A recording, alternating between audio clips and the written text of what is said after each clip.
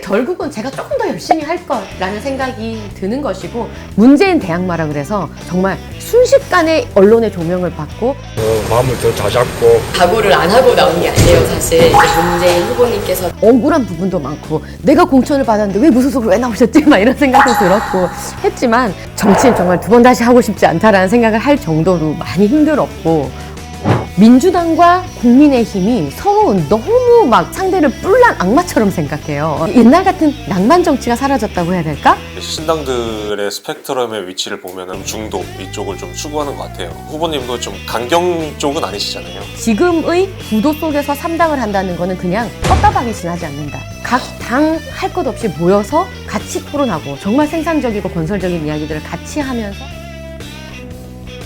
정치가 너무나 이제 아웃풋이 많은 직업이잖아요. 많이 보여드려야 되고 많이 말해야 되고 뭔가 이렇게 아웃풋이 많은 직업이다 보니까 많이 소진되었다라는 걸 느꼈어요. 정치는 정말 두 번 다시 하고 싶지 않다라는 생각을 할 정도로 많이 힘들었고, 뭐 상처도 또 많았었어요. 그래서 이 장례 지도사라는 일을 하면서 어떻게 보면은 이게 제가 한 3년 정도 하면서 이 경기 북부 지역에서 적어도 한 100여 분 정도는 제가 직접 모시고 또 이제 고인을 모시고 유족분들을 만나고 이렇게 했었어요. 그런 과정 속에서 많은 분들을 만났겠죠. 네.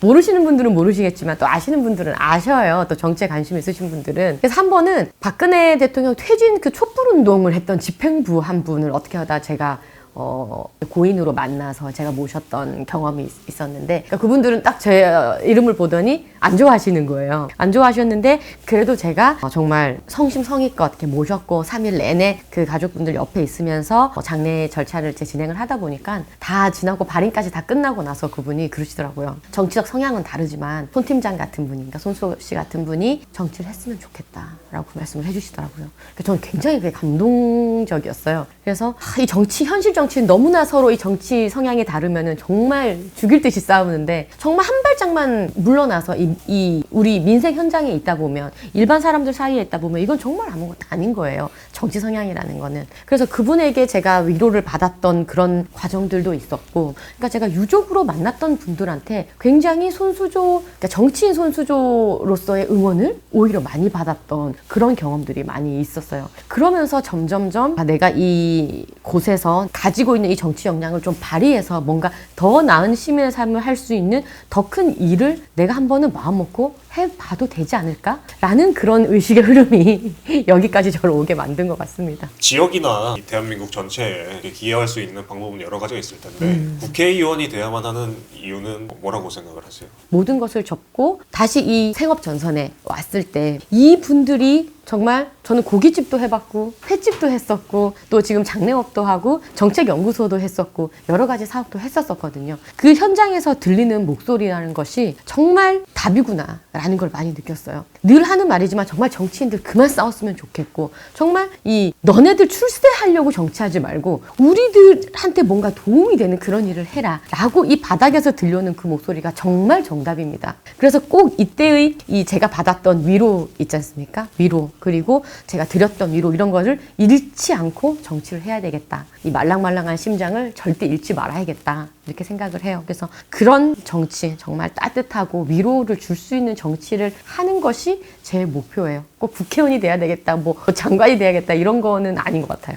근데 이제 그게 국회의원이라는 수단을 통해서 이제 그 목표를 이룰 수 있다고 보시는 거예요? 정치는 모든 사람들이 정치를 할 수 없기 때문에 대의민주주의가 생긴 거잖아요. 이분들이, 일반 시민분들이 뭔가 목소리를 내지 못할 때 대신 목소리를 내는 것이고, 그리고 뭔가 법적인 부분을, 시스템적인 부분, 제도적인 부분을 바꿀 수 있는 권한이 있는 것이 국회의원인 것이고, 그럼 국회의원이라는 수단을 통해서 결국 우리 시민분들에게 도움이 될 수 있는 그 수단을 그렇게 잘 이용할 수 있는 사람이라면 저는 꾸준히 정치를 해도 된다고 생각을 해요. 저 역시 어느 순간 그 마음을 잃는다면, 그리고 다른 분들이 보시기에 너가 그걸 잃었다라고 판단이 되어진다면 하면 안 된다고 생각을 해요. 제가 함께 들어가고 싶은 원내에 들어가고 싶은 분들이 많아요. 그게 무슨 말씀이냐면, 제가 벌써 그 청년 정치인 이런 1세대 해가지고 얘기가 나오는 지가 10여 년이 됐었거든요. 그러니까 27 제가 시작할 때부터 지금의 제가 이제 39인데 10여 년의 시간 동안 이 우리 대한민국의 정치 현안에 대해서 많은 고민을 이야기하고 서로 토론했던 각 당의 젊은 정치인들이 많이 있어요. 그래서 이분들이랑 저는 정말 다 같이 원내에 좀 들어가서 각 당 할 것 없이 모여서 같이 토론하고 정말 생산적이고 건설적인 이야기들을 같이 하면서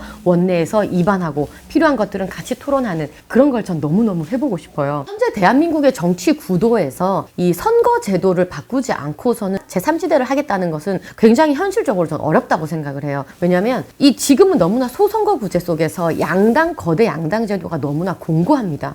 그렇기 때문에 이 거대 양당 제도 상태에서 3지대를 하겠다는 것은 현실적으로 굉장히 어렵습니다. 그래서 정말 3지대, 새로운 다양성을 추구하기 위한 3정당을 이야기하려면 그 진정성이 정말로 있다면 저는 이 선거제도부터 바꿔야 된다고 생각을 해요. 선거제도를 이야기하지 않고서 3당을 이야기할 수는 없다고 생각을 하거든요. 그렇기 때문에 지금의 구도 속에서 3당을 한다는 거는 그냥 떴다방에 지나지 않는다. 위성정당으로 나중에 치부돼 버리면 또 어떡할 거예요. 이 국민의힘 안에서 시스템을 바꾸고 사람을 바꿔내고 제도를 변화시켜 나가는 것이 지금 제가 처한 상황에서 더 필요한 일이지 현실적으로 맞지 않는 3당을 하는 것은 저는 뜬구름 잡는 얘기라 생각을 해요. 저는 2011년 한나라당 입당해서 지금까지 한 번도 당적을 바꾼 적이 없어요. 제 성향이 좀 조직 친화적이에요. 보면은 이 조직 안에서 제가 뭔가 개혁을 이루어내야 되고 뭔가 이 조직 잘 되기를 바라는 약간 그런 성향이거든요. 가출하거나 막 뛰쳐나가는 건 좀 저는 안 맞아요. 오히려. 네. 근데 그런 적도 많았죠. 정말 이 당이 못났고 그런 적도 많았어요. 사실 최근에 저는 김기현 전 대표께 죄송하지만 불출마 선언을 해달라. 죄송하지만 당대표에서 사퇴해달라. 전 그렇게 얘기를 했었거든요. 그러니까 당 내에서 해야 되는 말은 합니다. 하지만 그 모든 것을 등지고 가출해버리는 것은 저는 무책임하다고 생각을 해요. 왜냐하면 저 또한 이 당에서 공천을 받아서 후보로 나갔던 엄연한 일원이고 이 당적을 가지고 이 당을 사랑하고 당을 위해서 일하고 있는 일원이기 때문에 어쨌든 이 당이 잘 되는 것이 궁극적인 목표인 것이죠. 저 하나 잘 되는 것보다는요. 가출을 별로 안 좋아하신다고 하셨는데 근데 가출해서 신당 차리신 분들이 계시잖아요. 이제 그분들에 대해서는 좀 어떻게 평가를 하시는지. 딴집 살림 차리겠다고 마음 먹은 사람 왜 잡냐? 그렇잖아요. 네. 이미 나가서 뭔가를 하겠다고 선언하고 그 활동을 계속하고 있다는 것은 당 입장에서는 해당행위입니다. 이거는 이미 딴 살림 차리겠다고 나간 사람 우리가 왜 잡을 것이며 그거에 대해서 우리가 왜 의미를 부여합니까? 저는 그럴 필요 없다고 생각을 합니다. 돌이켜보면 후회투성이죠. 항상 지나고 나면 그렇잖아요. 그래서 뭐 그때는 정말 막 억울한 부분도 많고 내가 공천을 받았는데 왜 무소속으로 왜 나오셨지? 막 이런 생각도 들었고 했지만 지금 이제 다 지나고 나면은 사실 뭐 이런 말 하면 어떻게 들릴지 모르겠지만 상대 후보의 마음이 심경이 막 다 이해가 돼요. 그분은 그래서 그랬었겠지. 또 그분은 오죽했으면 그랬을까라는 생각이 많이 들거든요. 그때 두 번의 선거를 제가 치렀는데 처음 선거는 문재인 대항마라 그래서 정말 순식간에 언론의 조명을 받고 갑자기 많은 관심을 받아서 정신없이 선거를 치렀어요. 하지만 3천만 원 뽀개기라든지 뭔가 제가 하고 싶었던 선거 캠페인은 했었어요. 뭔가 보통 사람이 일반 사람들도 도전할 수 있는 정치여야 된다. 그래서 막 가계부 쓰면서 돈 아껴가면서 재미있게 선거 치렀었거든요.